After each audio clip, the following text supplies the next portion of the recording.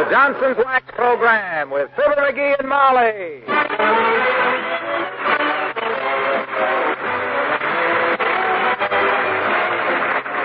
makers of Johnson's Wax and Johnson's Self-Polishing Glow Coats present Fibber McGee and Molly with Bill Thompson, Gail Gordon, Arthur Q. Bryan, and me, Harlow Wilcox.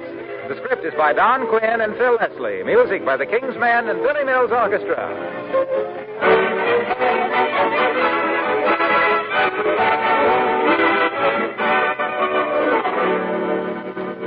This is the time of year when most of us get our greatest pleasure and comfort out of our homes. With winter coming on, it's especially pleasant to sit in a warm, snug, attractive room and read or talk or listen to the radio. Now, you can add to your enjoyment of these evenings if you make your rooms more beautiful with Johnson's Paste Wax. Your living room, for example. It's a much more attractive place to be if the floors have a polished wax luster. And the beauty that you give your floors with Johnson's Paste Wax is a beauty that lasts. Partly because Johnson's Wax forms a hard coat over your floors, a coat that protects the wood from dirt and scratches.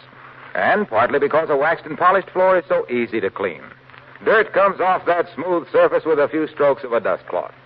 Next time you go to the store, ask for Johnson's Paste Wax. Let it make your house a warmer-looking, richer-looking, pleasanter place to live in during the winter months ahead.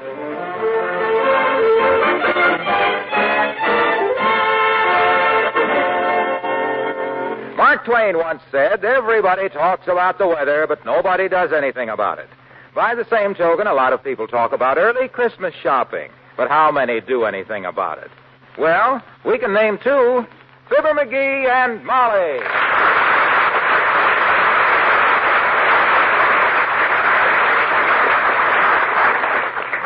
McGee, do you remember the vow you made about this time last year? Huh? Oh, you mean about putting the lawnmower away for the winter to keep it from getting snowed on? Well, don't think I forgot it, kiddo. I remembered it yesterday, but when I went out to put it away, it was under 3 foot of snow, and I couldn't find it. But next year, I'm going to put a red flag on the handle, so no matter how deep the snow gets on the No, that's not what I meant. What I meant... Oh, you mean about leaving my dead cigar butts on our night table at night? The reason for that is that when a night-flying mosquito smells a cigar butt, he always... No. Huh? The vow to which I have reference was where you said last year we will do our Christmas shopping early next year, which is this year. And you swore it on a stack of bills from the Bon-Ton. Remember? Certainly I remember, and I ain't forgot, too, either. Within the next week or 10 days, I'll start making out a shopping list that'll A week or 10 days? Sweetheart, do you realize that there are exactly 15 shopping days left till Christmas? That's what I say. No hurry. Well, I've already made out a list, what to get for whom and for how much. We're not going to be wrapping presents at the last minute this year. Fine. That's for me, kiddo. And just to show you that I ain't completely stupid about this thing, let's not wrap them at all. Let's let the store wrap them. Well, heavenly days, that's a very good idea. Yeah. Remember the hours I spent last year trying to wrap up that rocking horse for the little girl across the street? You'll admit a department store is much better equipped for that sort of stuff. You're so right, dearie. You have no gift for that sort of thing, and they have a thing for that sort of gift. Yeah, well, you go put your face on, and we'll rush down to the Bon-Ton and get our gifts and have... Come in. Oh, hi, old-timer. Hello, Mr. Old-Timer. Hello there, kids. What's doing? We were just going to beat it down to the Bon-Ton and do our Christmas shopping, old-timer. We always do it early, starting this year, to avoid the last-minute rush like last year. Yes, it's what you might call a new tradition with us. I love Christmas, kids. The jingle of sleigh bells, the smell of the Christmas tree, the crisp winter air, and everybody full of Christmas spirit. Especially Papa, who was so full of it he always put his beard on backwards, and I was 14 years old before I knew Santa Claus had a nose. Did you always have a tree when you were a boy, Mr. Old-Timer? Nope, just at Christmas, daughter. I can see it now on Christmas night, sitting there in the living room with the top branches burnt off, candles and water and wet pine needles all over the floor, and Papa calling Mr. Edison to hurry up and invent electric lights for it. Well, I'm going back to candles myself this year. I always wind up with more dead bulbs than a tulip bed in January. At least in your day, you didn't have to go buy a tree anyhow. Nope. Getting a tree was easy, Johnny.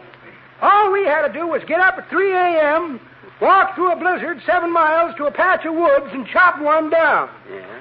Then we'd drag it home through barbed wire fences, dodging the fellow that owned the woods on account of a 12-foot tree is kind of hard to hide under a Mackinaw.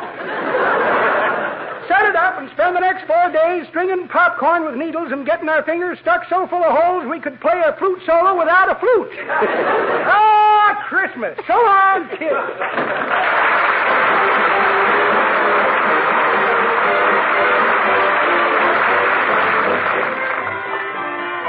The King's Men sing... Only 15 shopping days till Christmas, still have lots of time. I've decided to skip this year, I won't spend a dime. Only 14 shopping days till Christmas, gee, that's not so long. I'm just sending out cards this year, then I can't go wrong. I'll have to buy one little present for Aunt Sarah. That can wait a while. Lots of time to choose. What have I got to lose? Still got 12 more shopping days till Christmas. Gee, but it's a bore. Let's see, 12 days, that's not bad. Still got plenty more. Take your time, what's the rush about? Stop that hurrying, stop that worrying, hurry and worry is out. All you gotta do is make out a list, decide upon the price to pay. All the dither and the bother and the lather and the pother will be done before Christmas Day. Trust me, I'll be ready then. Don't tell me that, so Santa Claus coming again. Monday, Tuesday, Wednesday, Thursday, Friday, Saturday, yipe! Only 5 more shopping days till Christmas, better go buy a tree. Must get Mama that new fur coat, she'll be mad at me. Only 3 more shopping days till Christmas, lots of things to buy. Sure, that started in weeks ago, how the time does fly. Almost forgot to get that streamlined train for Junior. Where's my shopping list? Molly and Tony and Michael and Fred, a dolly, a pony, a cycle, a sled. Hear me calling Santa Claus, I need your help because there's only one little shopping day till Christmas. Now it's almost here. That old feeling gets in your hide, comes to stealing up here inside. Now I'm sorry that Christmas time comes but once a year. A Merry Christmas and a Happy New Year.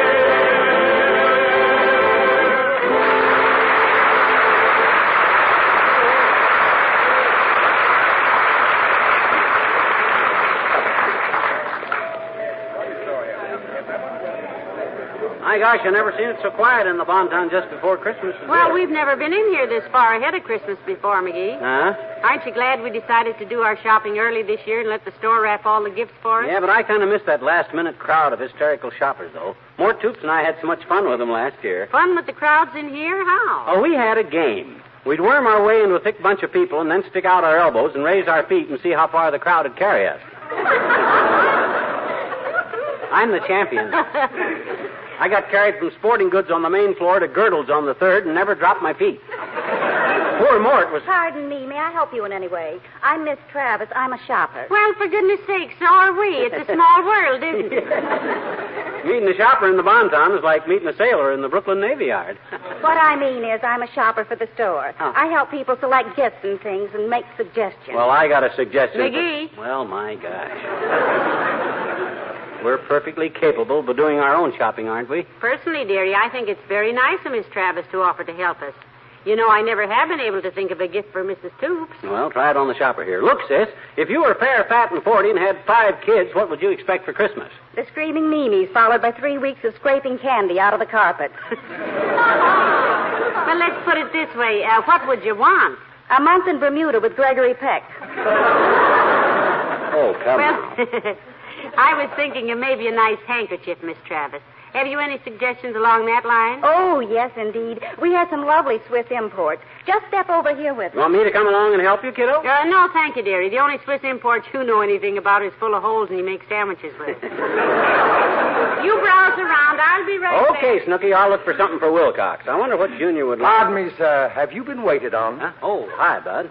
Yeah, look, I need a small gift for a man who's kind of a dude, a radio announcer, man about town, golfer, polo player, sophisticated type.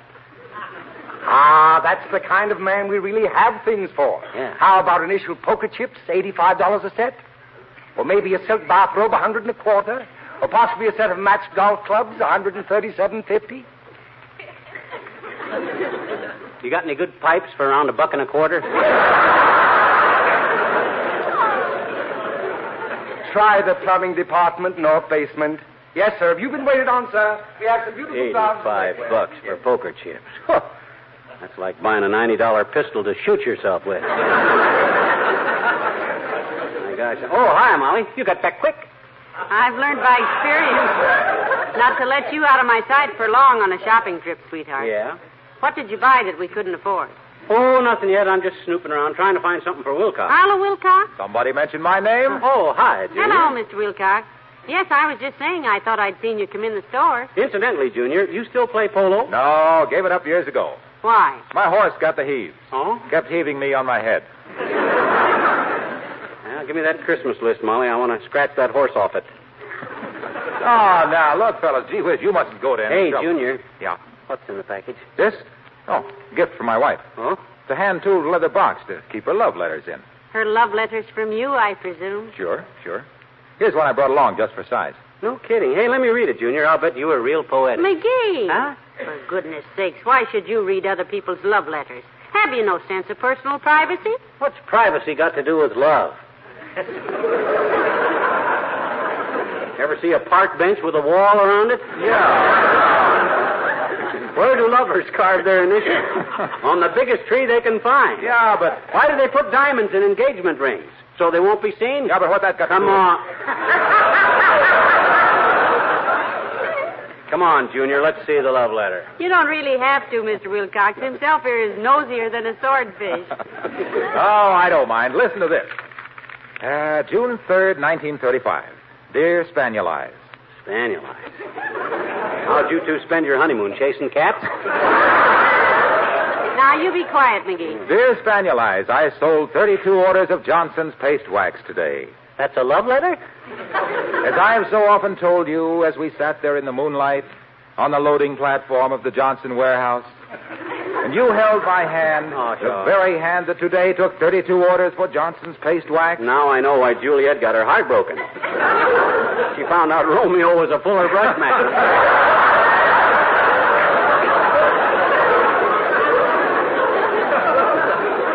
Now, you hush, dearie. Maybe he hasn't reached the sentimental part. I hope not. Go on, Mr. Go ahead. Okay. I often dream of the time when I sell enough wax so we can afford to get married. I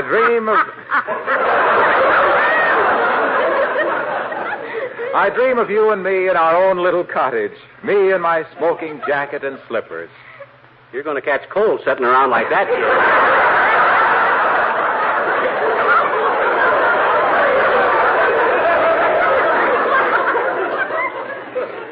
Me in my smoking jacket, slacks and slippers. Well, now I can open my eyes.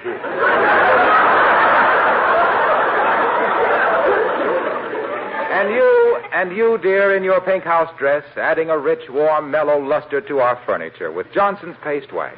The best of all possible ways to protect and beautify wood floors, furniture, and woodwork. Good. I'm glad my little wifey uses Johnson's paste wax because it's so long-wearing. And because someday we may have a little... Well, the rest is personal. Hey, Waxy. Yes, pal. I do hope we aren't delaying you, Mr. Wilcox. Oh, no, not at all. In fact, I'm just in time to meet my cousin, Big Brassy Wilcox, at the doctor's. Not Big Brassy Wilcox, the golf pro. Is he your cousin? And what happened to him? Well, he tried to show his wife how he could drive a golf ball off her forehead. Yeah? Broke her nose and the front window, and she got up and said, "You need a stooge like you need a hole in the head," and she picked up a number 3 iron and gave him a hole in the head. See you later, friend.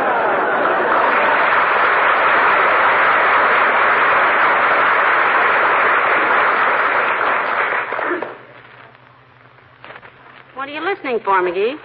I was listening for a door slam. I forgot we were here in the Bonton. Well...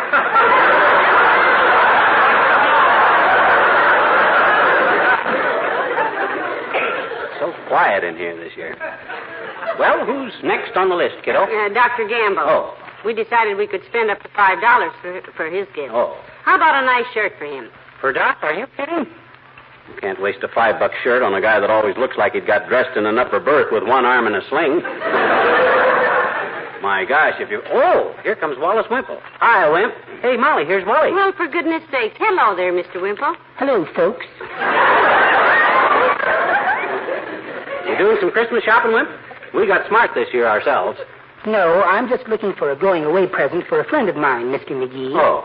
He's flying down to Miami for the winter season. Flying to Florida. Isn't that wonderful? I didn't know you had friends like that, Wimp. What is he, a millionaire? No, he's a sparrow.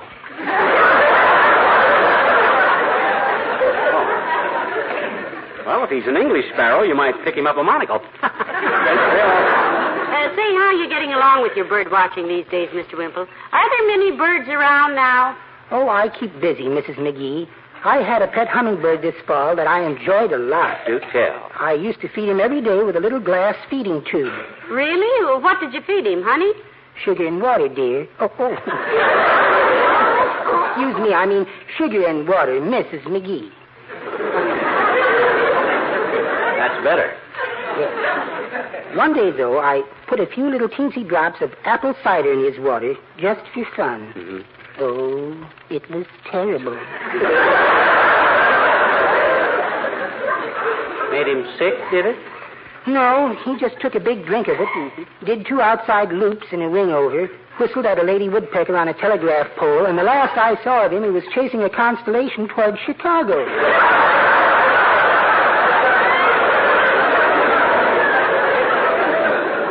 Oh, but I really must be going now. Sweetie Face says the folks across the street are expecting the stork. Oh, wonderful. Yes. I haven't seen a stork in years. Goodbye.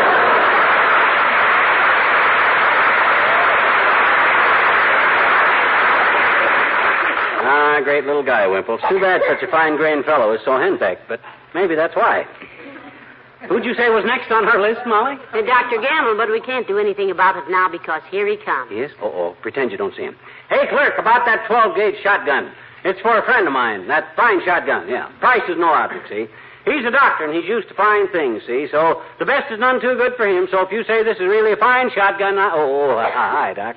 I didn't see you coming. Hello, McGee. Hello, my dear. Hello, Doctor. Sorry if I interrupted anything, my boy.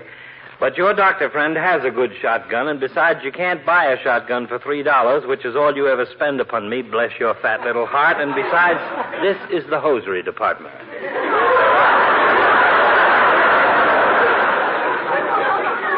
Well, I was just kidding anyhow, bedside boy.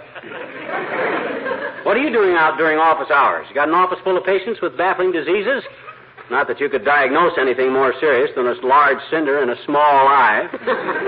Now, you know better than that, McGee. Didn't you read where Dr. Gamble has just been elected president of the State Medical Association? Well, my gosh, that was inevitable. The best man for it, huh? No, he counted the ballots.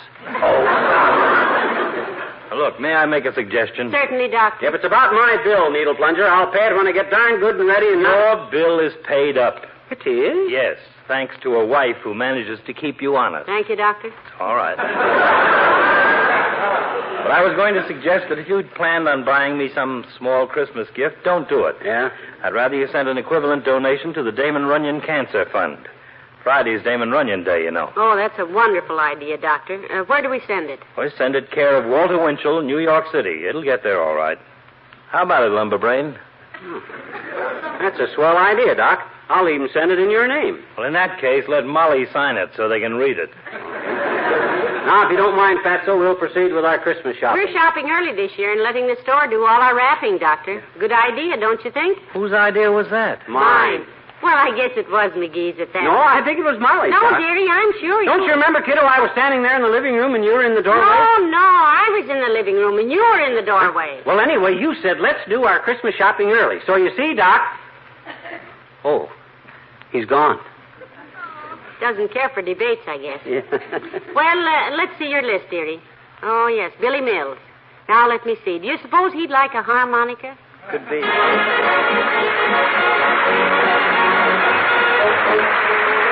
Billy Mills to the orchestra, and for you.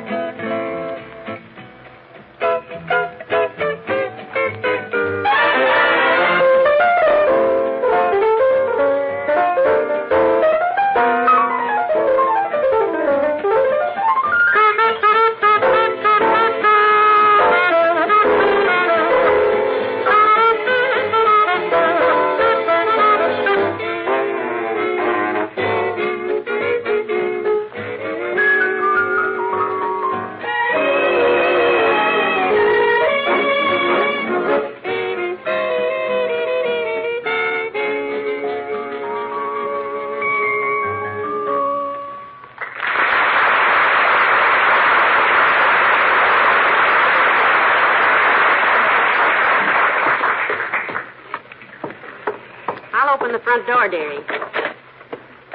You want me to help you with the bundle? No, I got him okay. Boy, I haven't carried in such a load since I brought Uncle Dennis home last New Year's Eve. You've got all our packages there now. Watch the front steps. I'm okay. My gosh, I think I'm so bumble-footed I can't carry a few packages up the steps without... Whoop! Dad. I'll help you pick them up. Doggone it, when did that step get loose like that? In 1932. Huh? You stomped it loose when I told you the grocer had raised the price of butter to 23 cents. Yeah. Well, my gosh, why don't I fix it then? How can a guy Put the packages on the hall table. There. Just look at them, dearie. Aren't they wrapped pretty? Well, those guys take a 6-bit necktie and wrap it so it looks like $5. Which is just about what a 6-bit necktie costs these days. Well, it's wonderful to have our presents all bought and wrapped this far ahead of Christmas, and wrapped so beautifully, too. Yeah, I'll say. Why didn't we do this last year? Somebody must have followed us home. Come in. Oh, it's Mary Latrivia. Do come in, Mr. Mayor. Oh, hi, Latriv. Hello, Mrs. McGee. McGee? Oh, are you going out? No, just come in, Latriv.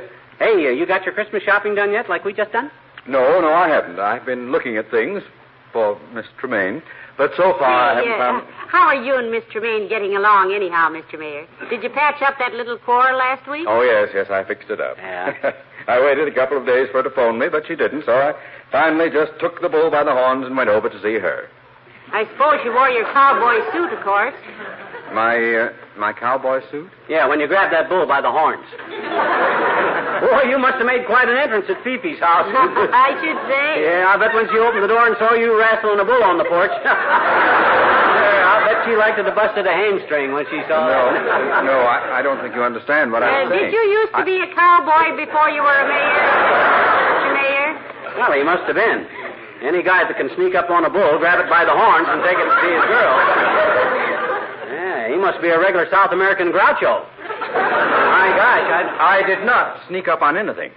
Look, I merely said... Maybe he didn't have to sneak up on it, McGee. Probably it was a pet. Lots of people have pet bulls, Even so, they're tricky. I mind one time I grabbed a bull by the tail at Uncle Sycamore's ranch and hung on for 10 minutes. It was a dead bull, of course, or I couldn't have never done it. Hey, was that a dead bull you took to Fifi's house, Latrivia? Of course not. Well... Why would I call on Miss Tremaine with a dead bull? That's ridiculous. Just a thought. See, how long have you had this pet bull, Mr. Mayor? Did you raise him yourself from a heifer?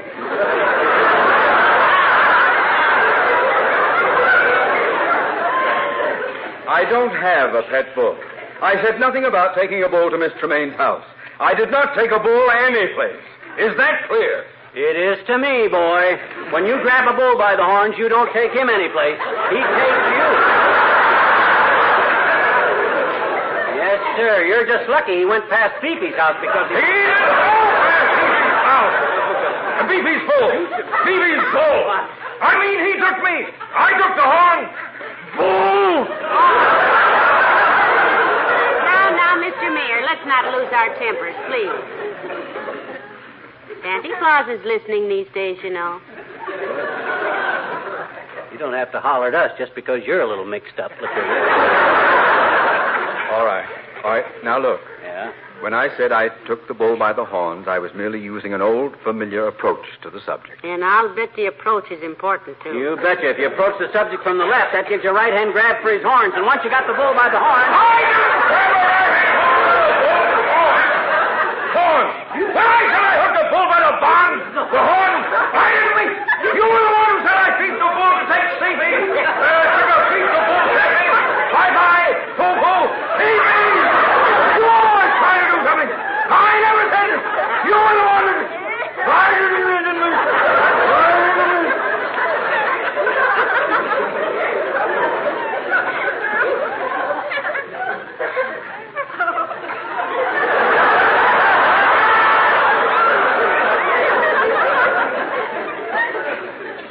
McGee?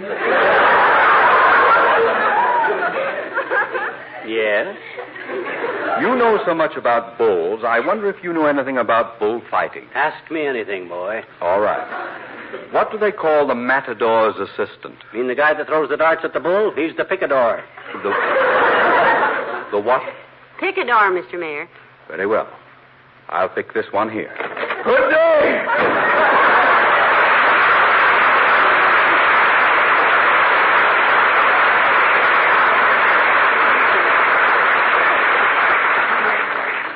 Great kidder, Latriv. Always trying to mix me up. Look, let's put away these Christmas presents, sweetheart. Okay, boy, it's great to have this job done. Yes, let's tag them now and put them in the closet till Christmas Day. I'll start writing out tags. Well? Hand me Harlow Wilcox's gift first. I've got a card right here. Okay, let me see. Harlow Wilcox. This must be Junior's necktie right here. No, I think that's Doc's socks. Oh, Doc's socks are pretty loud, and this is kind of a quiet package. Maybe this is the billfold. We bought more toops. Let's see. Harlow Wilcox. Hey. You didn't ask the store to mark what was in each package? Should I have? Yes. Oh, I see what you mean. Well, hand me the paper knife and stand back. Boy, I love to open Christmas packages.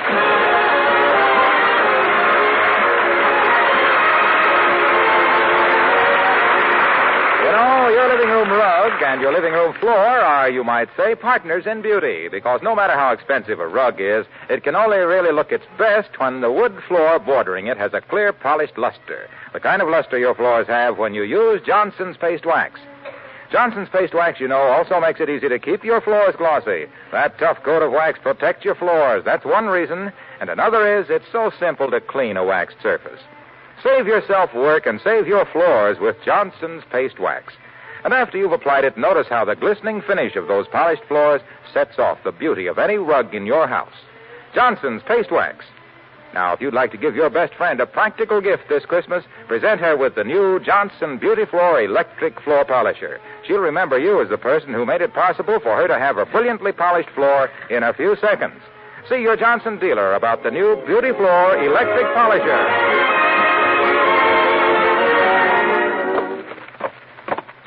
There. All wrapped up again, and what a job. Yeah, my fault, too, kiddo. I should have had the clerk mark what was in them in the first place. Well, they're properly wrapped and tagged this time, anyhow. Well, I suppose you looked them all over to make sure they took the price tags off of them. Should I have? Yeah. Well, here we go again. Good night. Good night, all.